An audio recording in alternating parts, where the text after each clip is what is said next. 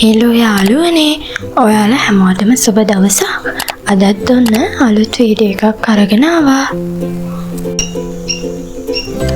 මේ දවස්වල හැමෝටම තියෙන ප්‍රශ්නයක්නේ තොල් වේලෙන එක, පැලෙන එක, තුවාල වෙන එක, පොතු වශයෙන් ගැලවෙන එක.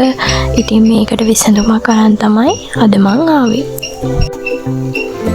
මගේ YouTube channel එකට ඔයාලව සාදරයෙන් පිළිගන්නවා.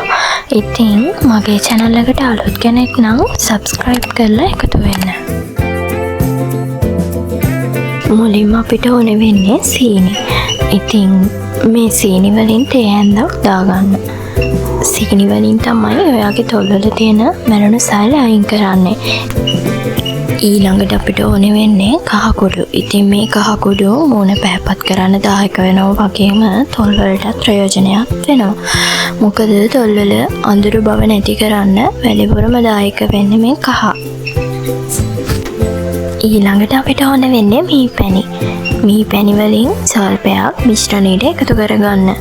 මේ මී පැණි වලින් තමයි ඔයාගේ තොල් වල තෙතමනේ රඳා පවත්ව ගන්නෙ.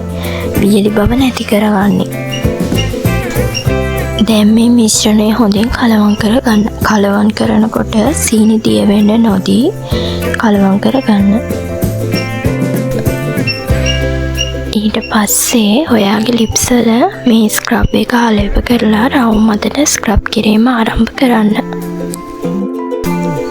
මේ විදිහට විනාඩි 2-3ක් ස්ක්‍රබ් කරලා ඊට පස්සේ තොල් හොඳින් හොද ගන්න.